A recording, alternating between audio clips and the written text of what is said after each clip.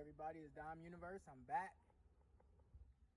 So lately, I've been listening to this very intelligent philosopher slash teacher named Neville Goddard, right? And you can look him up. It's Nevillegoddard, right? And he talks a lot about like spirituality and metaphysics, right? And he lived in the late 1800s and died in 1905. And notice I said late 1800s and 1905. You got to do speaking truth on actual spirituality and metaphysics. And he's speaking knowledge that's hidden from us, not taught in public schools anymore. Okay? Okay, look. This is why I put old clips in my presentations and lectures. Because in earlier times, information was less corrupt, like right now. Okay? So as time went on and progressed, information became more progressively corrupt, manipulated, altered, and hidden from us, right?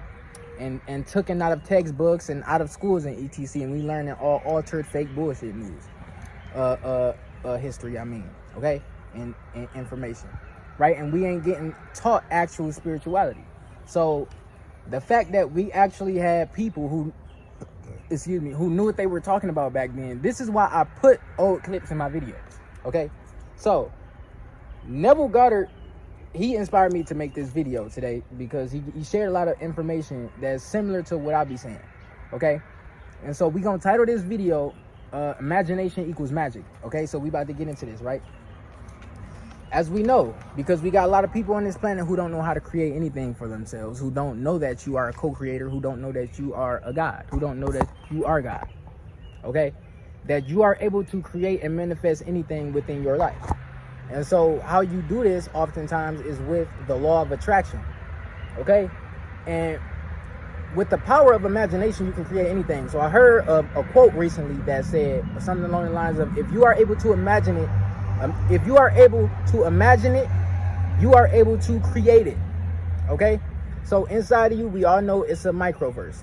It's a reflection of the universe. The universe is God. The universe is connected to your mind. Your mind is plugged into the universe. Okay, like literally, your mind is synonymous to the universe.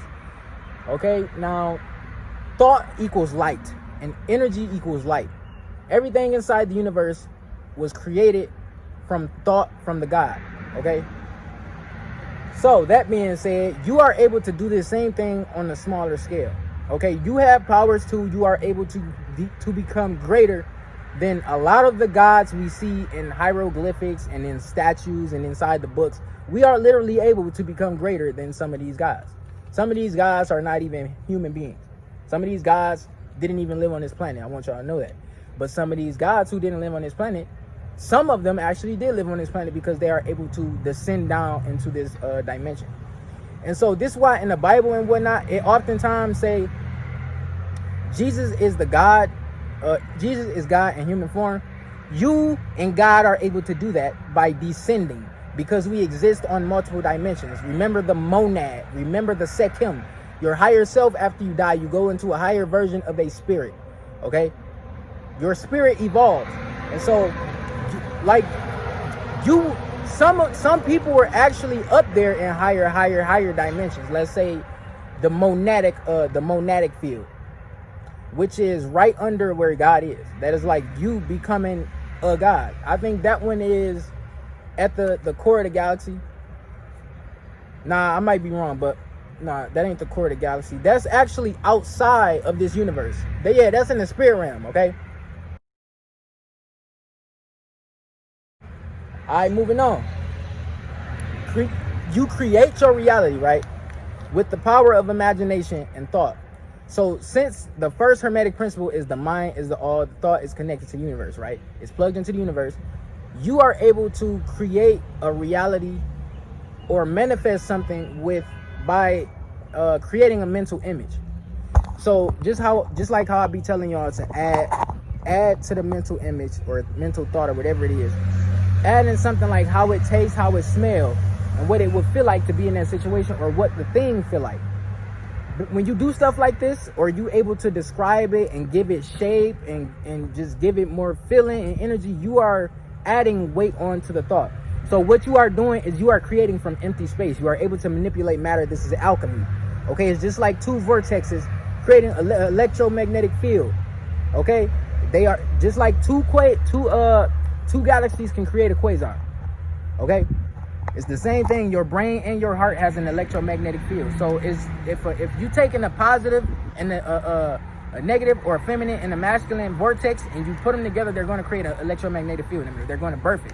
So with your brain and your heart, your brain's electromagnetic field, you create the mental image and the mental scene or mental action, whatever it is you want it to be. Like, let's say you want a house or a car. Let's say you want to go travel somewhere. You describe it how you want it to be. Let's say you wanted a house. How would you want the house to look? Black walls, brown ceiling or brown roofing, glass door, 7 bedrooms, 3 floors. You want to imagine it as in much detail as you possibly want. And don't be like a lot of these other people who try to manifest something. They have a thought of something, and then they just forget about it and give up. When you do that, you just basically you wasting energy. You wasting energy basically. But this is what you want to do. This is what you want to keep in mind. Your thoughts get mimicked back to you by the universe. Okay? Once again, your mind is plugged into the universe. Okay? The mind is the all. The mind is connected to the universe. Okay? Now, let's move on here. Let me grab some notes. Okay. Remember your left brain and right brain. Back to that feminine and masculine energy. What you do after you have this mental image, okay? Imagine, like, because this is one electromagnetic field. This would be one vortex. You having the thought, you giving the thought weight, okay? After that, you use your other electromagnetic field, which comes from the heart, okay? So this would be you adding emotion or feeling. So you want to add like love or happiness to it. You want to add just high vibrational feelings to it, and this gives it more. What is it? What's up here? You got this is vibration, this is frequency, and then action would be energy. Okay, action is all technically energy. Everything is energy, and that's how you're supposed to look at life anyway. But when you break it down, your thought would be frequency, your feelings would be vibration, and then your action would be the energy. So it's frequency, vibration, and then energy, right?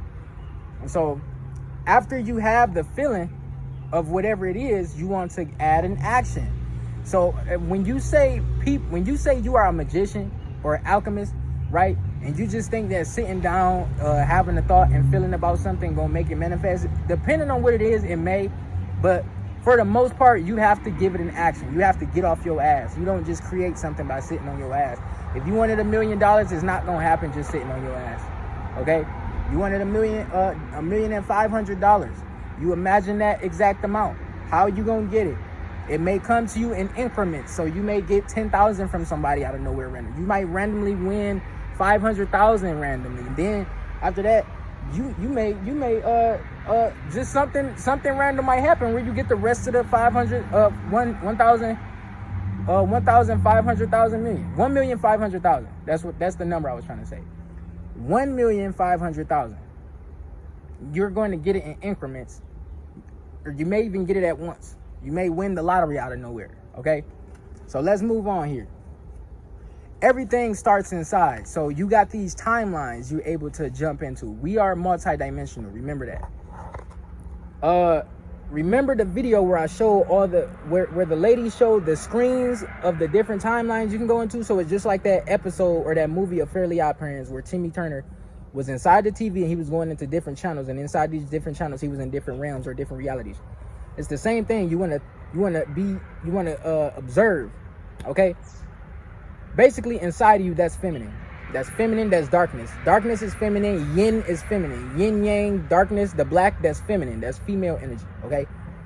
That equals creation. You create from the universe. So when you look at ancient texts from different civilizations, it says sun gods created from the primordial waters, aka space, aka the universe, okay?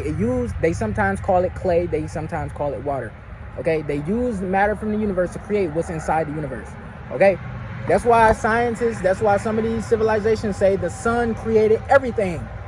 Okay, even because before there was such thing as I want to say something, but technically darkness would be nothing. There was such thing as nothing before creation. There was something here, or there was nothing here. There was nothingness here, basically. Yeah, there was nothingness here before there was creation. Then something used that nothingness to create. You get me? So the darkness would be the dark matter, the universe. Then the light would be the sun, using the dark matter or the darkness to create. Right? So the sun is a creator God. You are a co-creator in this life. This is why in the Bible and all these other ancient texts it say, let us create man in our image. It's plural because the gods that created us or genetically spliced these avatars, these human avatars into existence, are called the Elohim. The Elohim. Okay? You can look that up. That's Elohim. If you don't know history, that's I don't know what to tell you. Align yourself with these timelines. So let's say you imagine these a bunch of timelines. You want to be an examiner, you want to be an observer. Okay, you want to step out because what I'm about to explain to you is a form of time travel. Basically, you want to step out of your body in a sense and examine timelines.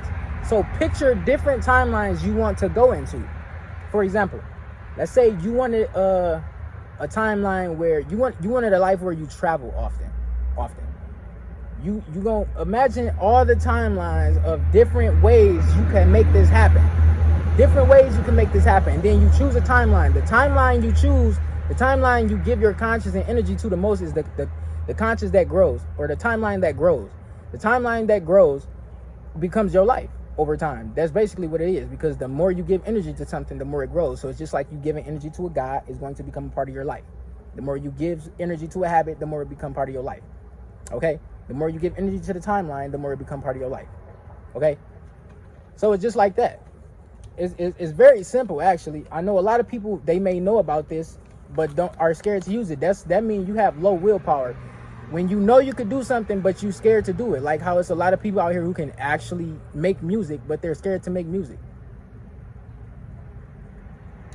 So, remember, what you focus on becomes your reality. And whatever you believe and whatever you perceive to be true becomes your reality. So this is why a lot of people, they have fucked up lives because they believe that they are depressed. For example, you having depressing thoughts and you giving energy to them. Or you believe that other people are able to make you feel anger. Like, for example, somebody doing something that would normally piss a person off. Are you going to let that person piss you off? Or are you going to alchemize or transmutate that energy into something else? Because if somebody hating on you, for example, you are able to transmutate that energy into love. You don't have to let things affect you. You take full responsibility of your thoughts and your emotions. Excuse the background noise. You already know what the deal is.